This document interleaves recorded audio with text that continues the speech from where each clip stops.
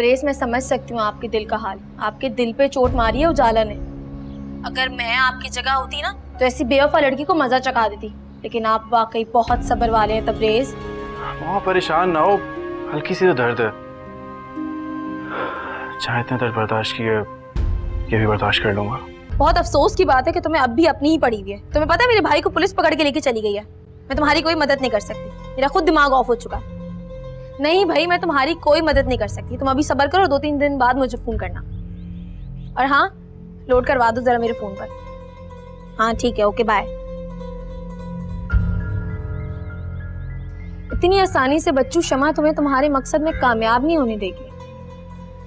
अभी तो तुम्हें बहुत सब्र करना है। शमा हर बार बेवकूफ नहीं बनती।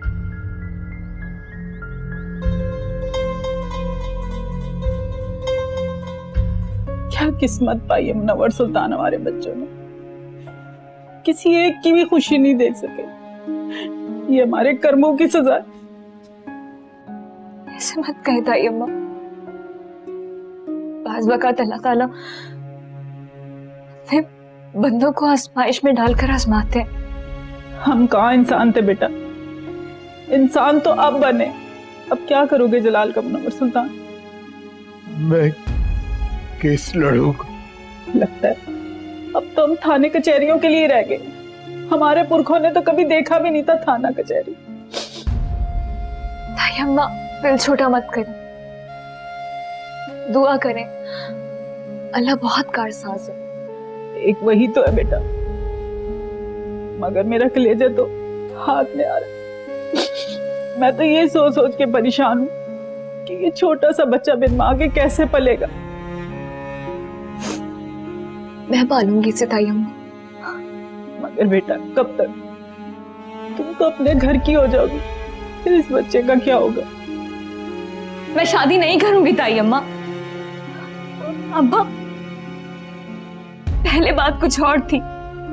अब जलाल और शीना के ना होने की वजह से मैं इस बच्चे का वाहिद सहारा हूं। अब्बा मैं शादी नहीं करूंगी, आप उन्हें इनकार कर दीजिए। अरे पागल हो गई है क्या? क्या सारी उम्र भाई के बच्चे पालोगी? तुम्हारी अपनी भी जिंदगी है। ताई अम्मा आप तो मेरा साथ दे प्लीज। इन हालात में कौन करेगा इस मासूम की देखभाल, आप खुद बताएं। मुझे तुम्हारी इस बात की बिल्कुल समझ नहीं आ रही। बच्चे को कोई ना कोई तो संभाल ही लेगा। अब्बा अब्बा आप तो मेरी बात समझने की कोशिश करें। मैं सोचूंगा। शुक्रिया अब्बा।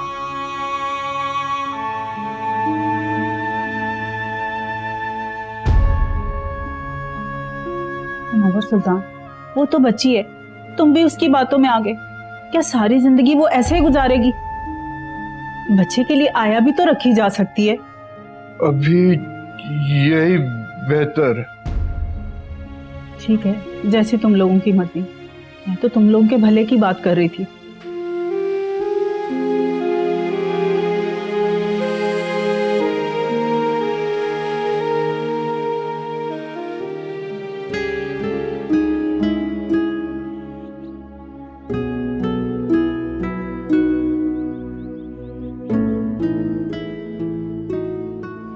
जान बच्चों है ना, छोटा सा बेबी मेरा है ना। स्माइल कर रहा है, स्माइल स्माइल कर रहा है मेरा गुड्डू।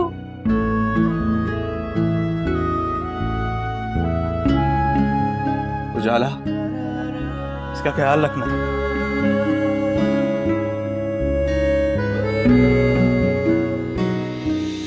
तो क्या कहा पुलिस ने? किस इल्जाम में लेके गए मेरे भाई को? वही जो हमेशा से करता है, गुंडागर्दी, मारपीट, ये सब। पुलिस के हत्थे चढ़ा उठा के ले गए उसे। मगर तैमूर अब होगा क्या? अदालत में केस चलेगा और जलाल को लंबी सजा होगी, और क्या। मगर तैमूर तुम भी तो गए थे जेल, तुम भी तो वापस आ गए हो। मुझ पे सिर्फ एक इल्जाम था और उसके खिलाफ भी सबूत दे दिया गया था अदालत में, इसलिए मैं छूट के आ गया। जलाल की बात और है। तो पुलिस को भी जलाल को अभी पकड़ के लेके जाना था। इतनी मुश्किल से तो वो सीधे रास्ते पर आया था। न अपनी बीवी का जनाजा देखना उसे नसीब हुआ, न अपने बच्चे को प्यार करना। यही जिंदगी है शमा। इंसान जब सीधे रास्ते पर चलता है तभी मुश्किलात का सामना होता है, वरना बुरे लोग तो चैन से ही जिंदगी गुजारते हैं। ये तुम मुझे देखकर क्यों बोल रहे हो? क्या हो गया? मैंने सिर्फ जनरल बात की, अपने पे क्यों लेके जा रही? क्योंकि मुझे ऐसा लगा। तुम्हें खुशी नहीं हुई मेरे वापस आने पे? मैंने इस बारे में सोचा नहीं है। बहुत मुश्किल है तुम्हें समझना भी और समझाना भी। तो मत जाया करो अपना वक्त।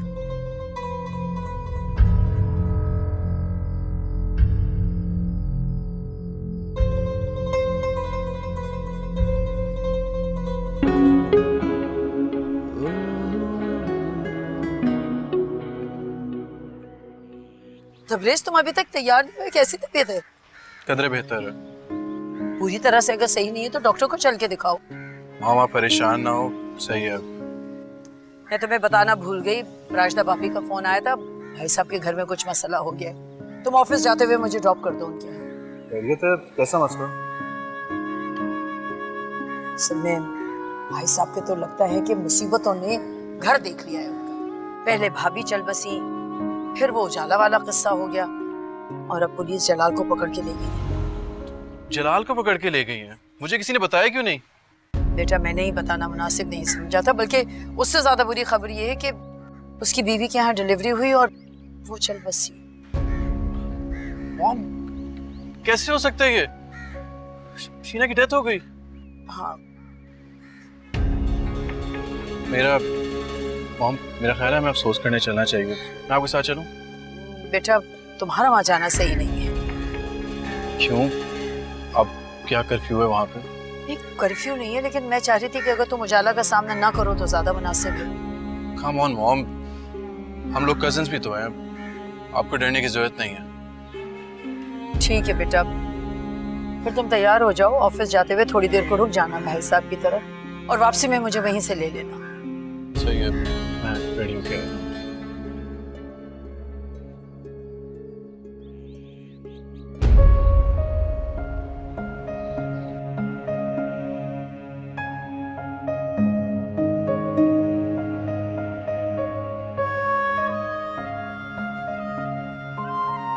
उजाला, उजाला क्या? अभी सोया है, जाग जाएगा, चुप हो जाओ। अगर ये सो रहा है तो छुटके की वजह से क्या मैं घर में बोल भी नहीं सकती? बहुत रो रहा था वो, शोर से दोबारा उठ जाएगा, हम बाहर जाके बात कर लेते हैं। अब तुम इसकी माँ बन जाओ। एक तो अल्लाह अल्लाह करके तुम्हारा रिश्ता हुआ है, और मेरी बात सुनो, तुम्हारे ससुराल वाले ही चोंचले बर्दाश्त नहीं करेंगे, पहले से ही बता रही हूँ मैं। मुझे कोई परवाह नहीं है उनकी। वैसे भी मैं अब्बा को साफ इनकार कर चुकी हूँ। क्या इनकार कर दिया अब्बा को? यही कि मुझे ना अभी शादी करनी है और ना मंगनी करनी है, मुझे बस जलाल के बच्चे को संभालना है। उजाला, तुम्हारा दिमाग तो खराब नहीं हो गया है? शक्ल के साथ साथ क्या अकल पे भी पत्थर पड़ गए? मेरी बहन, अपनी जिंदगी के बारे में सोचो, अपने बारे में सोचो। ये बच्चा तुम्हारी जिम्मेदारी नहीं है। अच्छा, तो तुम जिम्मेदारी लोगी इसकी? शादी के बाद मेरी तुम संभालोगी इसे?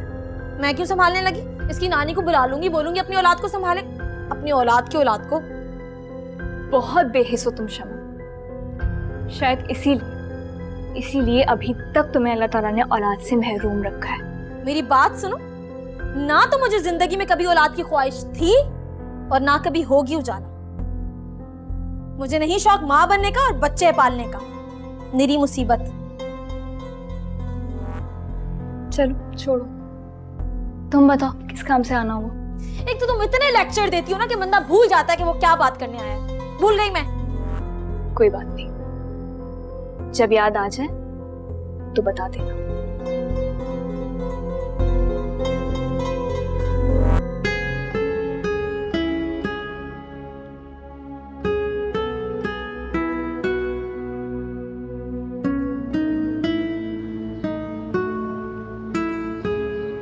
वैसे पापा, काफी दिनों बाद चक्कर लगाया आपने?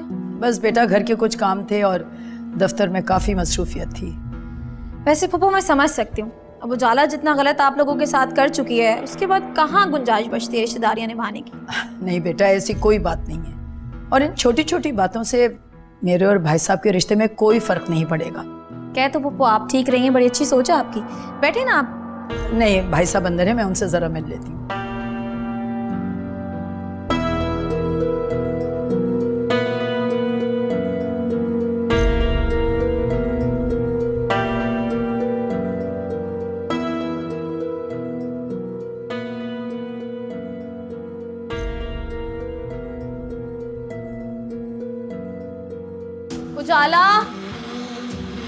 उजाला, शमा क्या हुआ? मुझे बहुत गुस्सा आ रहा है। बाहर पुप्पो और तबरेज आए मैं चस्के लेने के लिए। सच जहर लगते हैं मुझे ऐसे रिश्तेदार। क्यों? उन बेचारों ने तुम्हें क्या कह दिया ऐसे? वो बेचारे मतलब ही लोग हैं। अच्छा किया जो तुमने तबरेज से मंगनी से इनकार कर दिया। अगर एक दफा तुम्हारी शादी हो जाती ना तो पुप्पो जैसी औरतें तुम्हारी जैसे मासूम लड़की को ना अपनी उंगलियों पे नचाती। मतलब ही। दिखाओ किसका फोन है। शमा फोन दो। हेलो। जी जी बिल्कुल, उजाला यहीं पर है। बिल्कुल बात हो सकती है, मैं बात कराती हूँ। ये लीजिए तुम्हारा फोन है। किसकी कॉल है? खुद देख लो किसकी फोन है।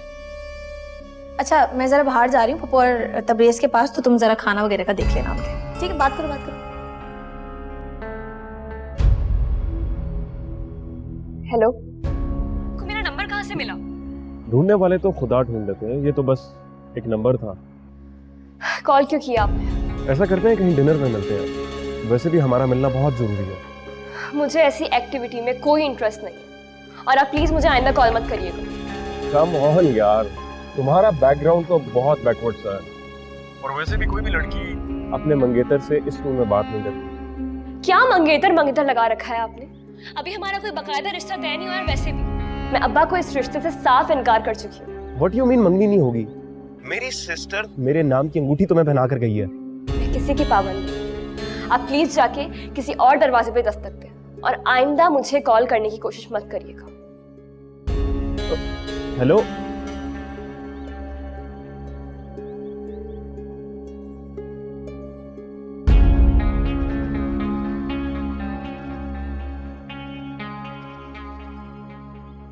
हाँ तुम उन लोगों को बिठाओ, मैं थोड़ी देर में आता हूँ। आप जा रहे हैं इतनी जल्दी? तो इधर बैठ जाते, मुझसे बात कर लेते। जरूरी काम है मुझे। फिर तो मैं बहुत बोर होने वाली हूँ। क्या मतलब? मतलब ये कि पुप्पो अब्बा के साथ बैठ के बड़ों वाली बातें कर रही हैं और उजाला अपने मंगेतर के साथ फोन पर लगी हुई है। 2 घंटे बाद ही फ्री होगी। अब ऐसे में तो मैं बोर ही होंगी ना, आप भी जा रहे हैं। अल्लाह हाफिज़। हाय, अब ये मजनू सारे रास्ते परेशान ही रहेगा। इश्क कम बखत बड़ा रुलाता है।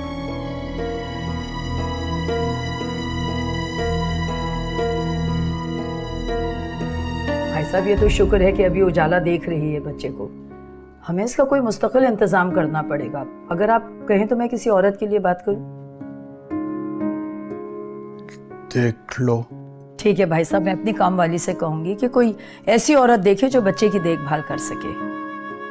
तो तनख्वाह वो? अब आप कुछ मत कहिएगा, वो मैं देख लूंगी। वैसे भी भाई साहब बिन माँ का बच्चा है, सवाब मिलेगा और ये सवाब तो मुझे आप कमा लेने दीजिए।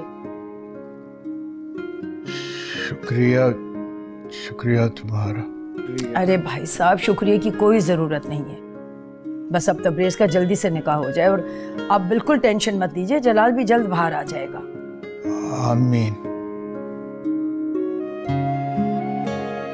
एहसान है तुम्हारा। अरे भाई साहब आप फिर गैरों वाली बात कर रहे हैं। अगर आप मेरी जगह होते यही सब कुछ करते। अब वैसे भी खून के रिश्ते तो एहसास के रिश्ते होते हैं।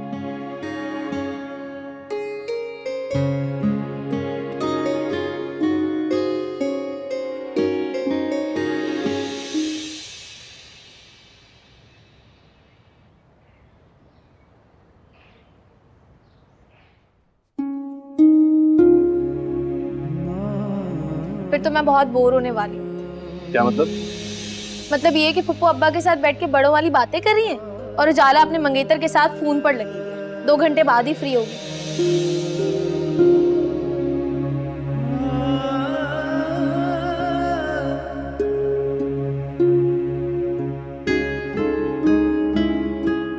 पता नहीं ये शख्स क्यों इतना फ्री होने की कोशिश कर रहा है।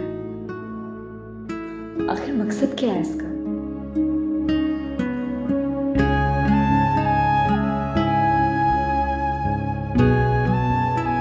अब तुम यहाँ क्यों खड़ी हुई हो अजीब सा चेहरा बना के? कुछ नहीं। क्या तुम्हें कुछ कहना था? मुझे ये बताओ शानी से क्या बात हुई है तुम्हारी? कुछ कहा है उसने तुम्हें? कुछ नहीं। मुझे वो निहायत ही फजूल इंसान लगता है शमा। फजूल है, मेरे पीछे लगा हुआ है। अब ऐसे तो ना कहो, तुम्हारे मुस्तकबिल का होने वाला शौहर है आखिर। नहीं, ऐसा कुछ नहीं होगा। तुम पता नहीं किस हवाओं में हो। वहाँ पुप्पो और अब्बा तय कर चुके हैं कि इस बच्चे के लिए मेड हायर करेंगे और तुम्हारी शादी उस लड़के से होगी। क्या? किसने कहा ये तुमसे? मैंने खुद अपने कानों से सुना है, और वैसे भी आज सारा दिन यही बातें हो रही थी। इसलिए बेहतर यही है कि शानी से शादी करने के लिए तुम अपना जहन अभी से बना लो। शमा, पता नहीं क्यों मुझे वो कुछ ठीक नहीं लगता है। तो तुम्हारा माजी कौन सा ठीक या शानदार है? अच्छा भला तो लड़का है, अमीर भी है। पता नहीं उजाला तुम्हें किस बात का एतराज है। पता नहीं मैं तुमसे अपनी हर बात क्यों शेयर करने लग जाती हूँ, जबकि मुझे पता भी है तुम्हें कोई मशवरा अच्छा नहीं देना है मुझे। मैं तो सच्ची बात करती हूँ, तुम तो बुरा ही मान गए। अच्छा सॉरी।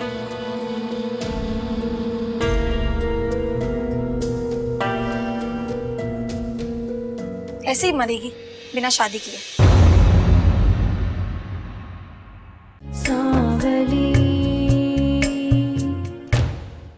क्या हुआ क्या है तबरेज को? अच्छा मैं आ रही हूँ, बस आ रही हूँ। क्या हुआ है तबरेज को? क्या हुआ फरी? अरे वो मैनेजर का फोन था, हॉस्पिटल लेके पहुंचे हैं तबरेज को। भाभी आप दुआ करें, मुझे जाना होगा। कंडीशन तो उसकी बहुत सीरियस है। डॉक्टर ने कहा है कि अगले 48 घंटे उसके लिए बहुत अहम है, वरना ना तो वो फिर बेचारा मुर्दों में होगा और ना ही जिंदा होगा।